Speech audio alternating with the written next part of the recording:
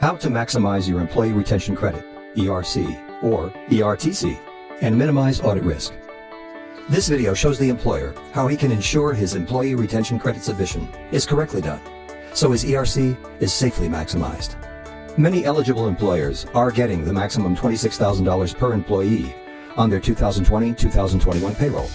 If you had over 500 employees in 2020-2021, you are not eligible for the ERC, as discussed here. Also, only employers are eligible for ERC. Employees are not eligible for ERC. In maximizing ERC, one needs to make sure that all eligible employees are included, all eligible quarters are taken, and that company funds spent on health insurance are properly included. One must also minimize the effect of forgiven PPP Payroll Protection Program loans that reduce the credit by allocating the forgiven PPP loan as much as possible to allowable non-payroll expenses. One needs to be meticulous and precise in all the paperwork. The maximization is in the details. If you as an employer have any questions about this, please go over this with us at Torchlight Tax. We have found that handling the employer's questions gives him peace of mind. The ERC was created by the CARES Act in 2020 and modified 3 times in 2021 by Congress and signed into law by the President. The IRS has provided guidance on how they interpret the ERC. We make sure the ERC submission complies with the CARES Act as amended and also complies with IRS guidance and how the employer will qualify. Crossing one's fingers and hoping the IRS does not audit you is a losing approach. It violates Murphy's Law. Far better to make sure that you have followed IRS guidance and have a submission that is impervious to IRS audit. The best defense against an IRS audit is submitting for the ERC only if you qualify and transparently documenting how you qualify. This does not mean you leave money on the table. A manager-employer is responsible to the owners and the firm, whether a sole proprietor, partnership, or a corporation. If eligible for the ERC, the employer should apply for and get the ERC. Our position is that there is a maximum amount of ERC you qualify for, and that our job is to analyze your situation and document that maximum amount so that you can safely receive it. If you had employees in 2020 and 2021 and experienced a negative impact on your business due to COVID-19 governmental orders, you very likely qualify. But you must make sure that you frame your ERC qualifications in a way the IRS will agree to. For example, the fact that you lost money does not qualify you. However, if in a 2020-2021 quarter, you were only able to produce less than 90% of goods and services that you had produced in a corresponding 2019 quarter, and this was the result of modifications required by COVID-19 governmental orders, then that would be a qualifying point.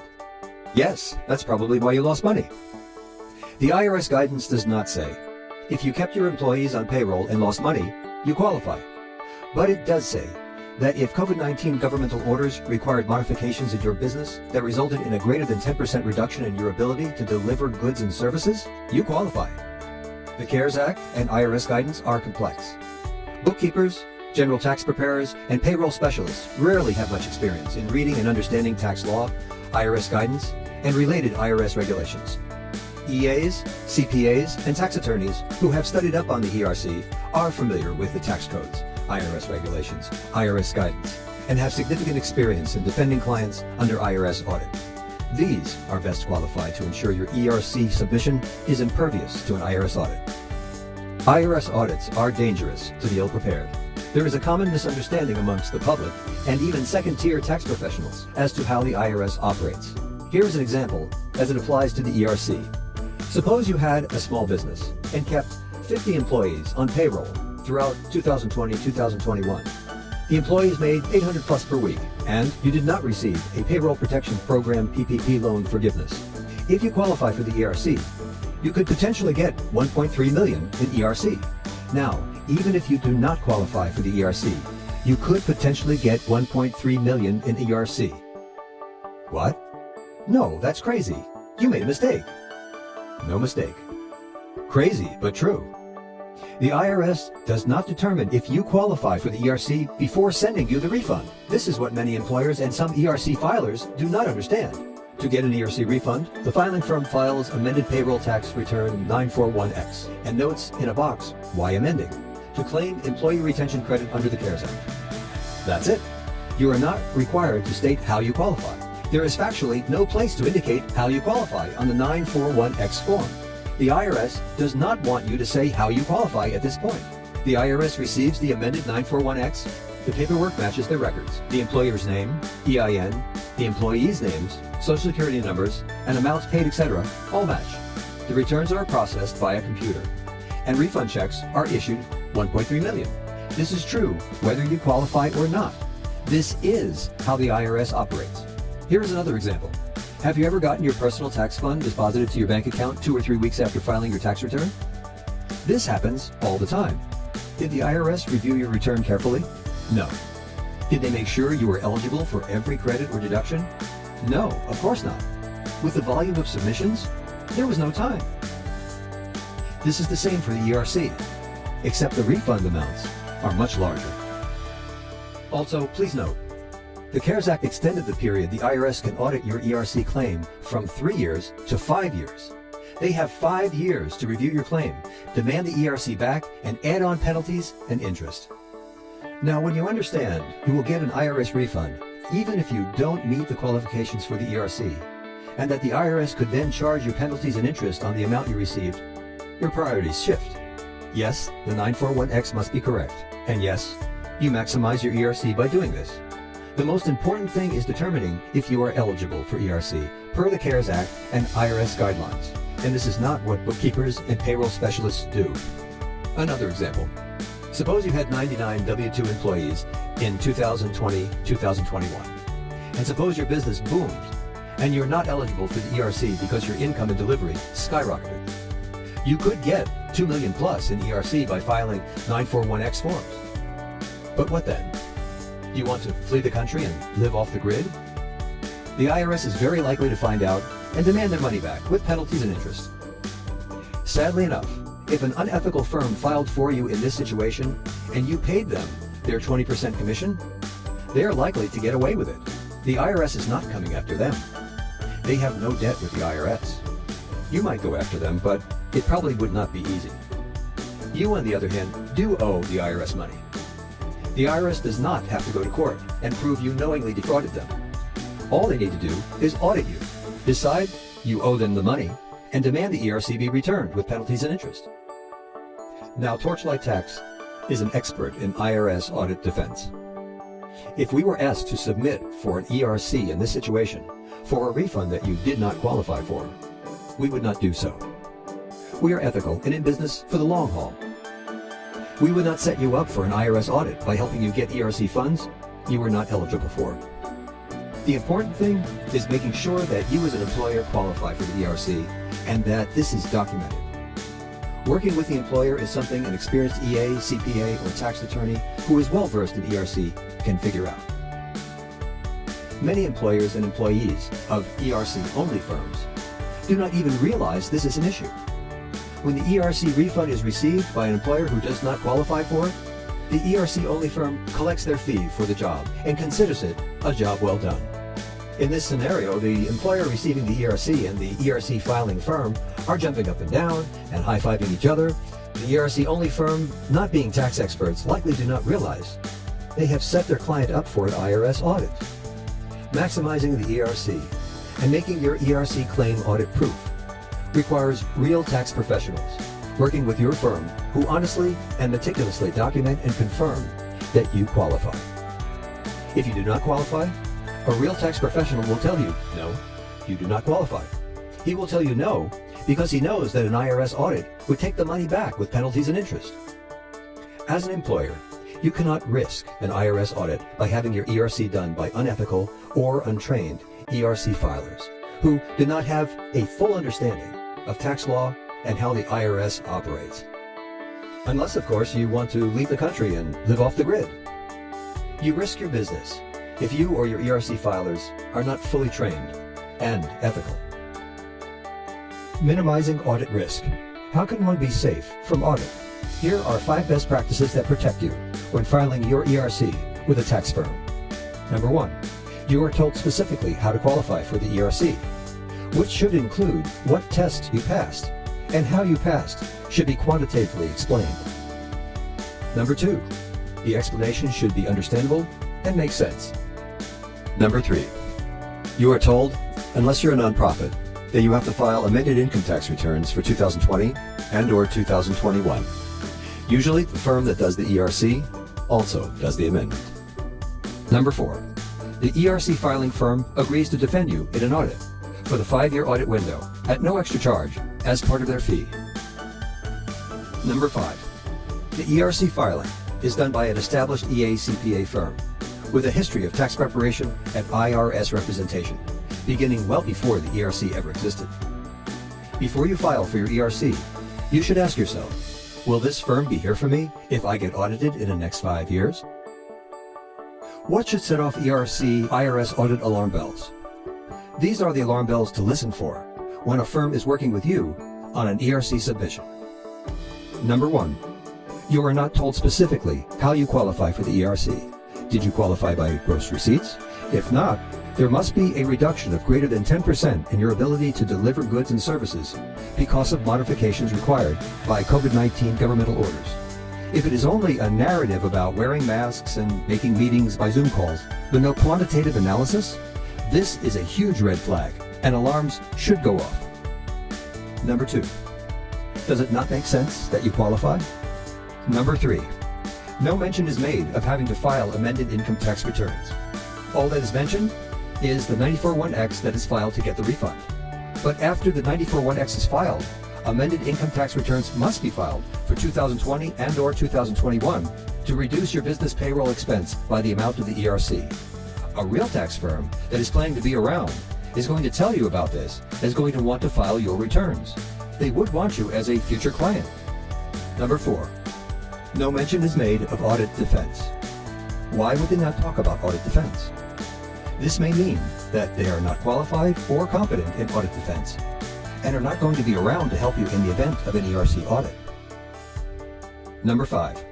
You're sent back to your earlier tax preparer to amend your income taxes and do your audit defense. Wait a second. Didn't they get your business by convincing you that they knew better than your regular guy? Why would a tax firm not want to do your income tax return? Why would they not want you as a future customer? Are they planning on being gone? Number 6. The firm has ERC in its title. The ERC has limited duration. ERC in the firm's title is an indicator the firm may cease to exist after the ERC refunds stop coming out and before the IRS audit letters start arriving. Number 7. The firm gives you a big, beautiful binder with all kinds of CARES Act quotes to use in case of an IRS audit. They stuff inside the binder your 941X and a little explanation of why you qualify. And you are told you could use this in the event of an IRS audit. Wait a second. The IRS is not going to read the CARES Act binder if they send you an audit letter. They're going to ask specific questions about how you qualify. You must answer their specific questions. These questions as to how you qualify should be ready before you submit. This is how we do it at Torchlight Tax. A question to ask yourself is, are they giving you the big book because they're not going to be around in the event of an audit? Number 8. You never talked with an EA, CPA, or tax attorney in the firm that is doing your ERC. Beware of assurances that a lawyer, EA, or CPA wrote the binder or is overseeing everything if you have never talked to him. Who is going to talk to the IRS if you get an audit letter? Now, some of 1 to 8 above may be explainable. I'm not saying that all ERC firms are bad, but these points should be looked at. Qualifying for the ERC. The gross receipts test. Now we're going to go over the quantitative tests that qualify employers for the ERC. The first is the gross receipts test. For 2020, one quarter must be down greater than 50% compared to the corresponding quarter in 2019. For 2021, a quarter qualifies if it had a greater than 20% reduction compared to the corresponding 2019 quarter. To make things a bit more complex, the first quarter after a qualifying quarter for that year gets paid the ERC as well, even if you did not qualify by gross receipts.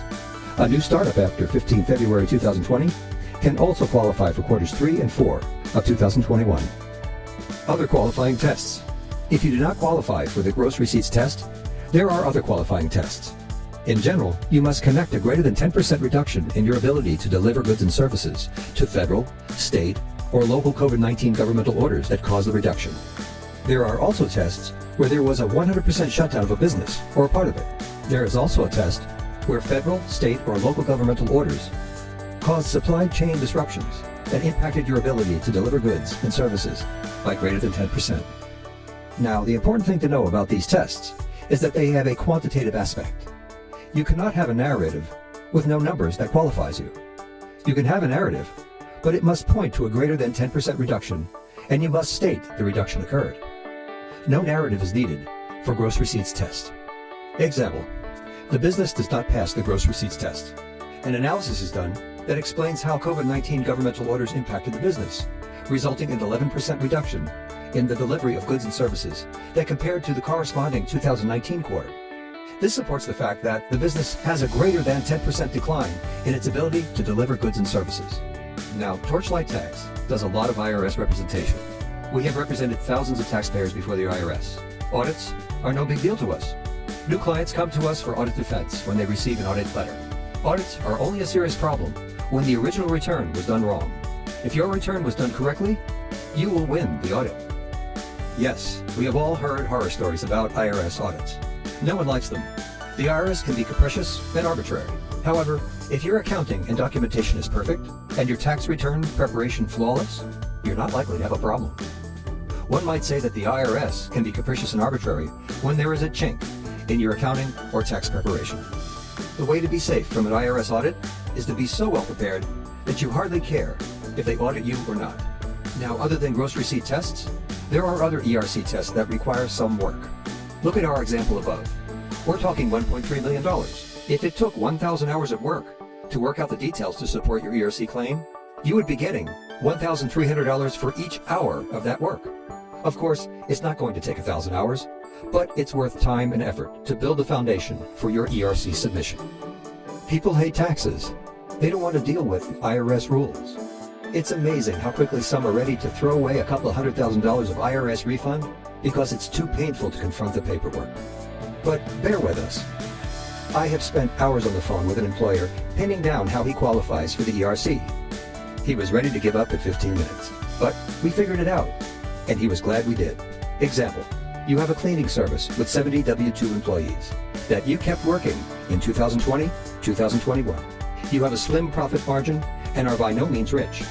Your gross receipts do not qualify you for the ERC. How can you show a 10% reduction? Suppose you had a statistic of square feet cleaned or maintained.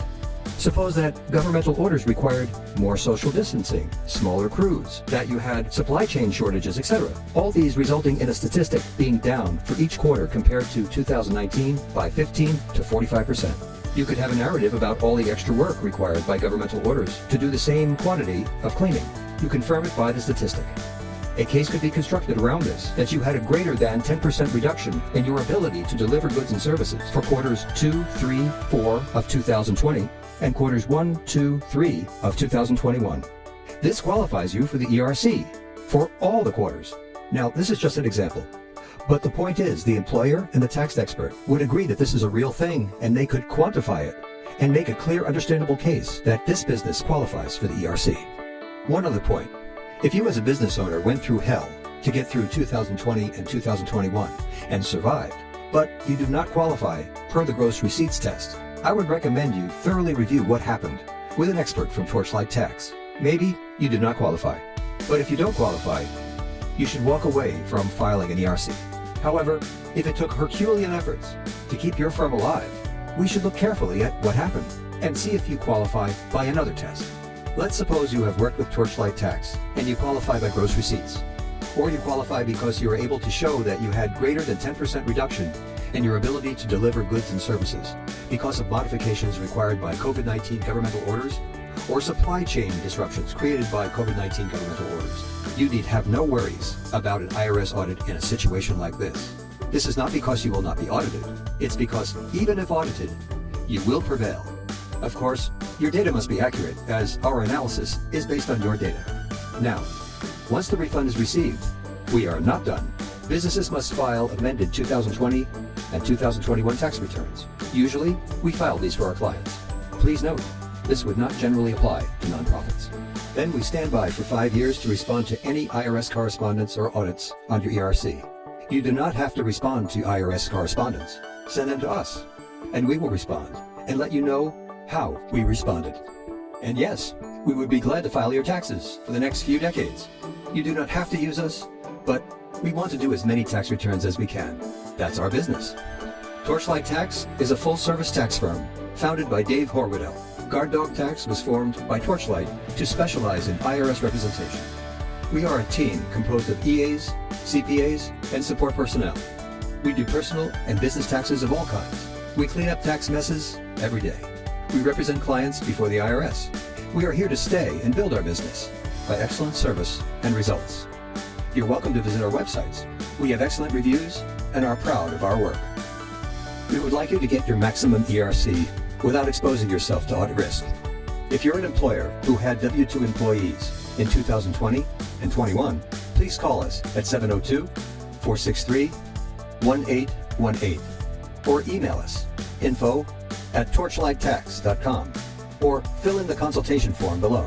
We will do everything we can to get you all the ERC you can safely get. We look forward to hearing from you. If you like this video, please subscribe and click on the notifications icon below so you will be notified of future videos and don't miss out. You are also welcome to comment or ask questions below. And if this information has been helpful, please like and share this video. The more people who watch it, the more who will benefit from the ERC, and fewer employers will get themselves into IRS trouble by filing for the ERC when they do not qualify.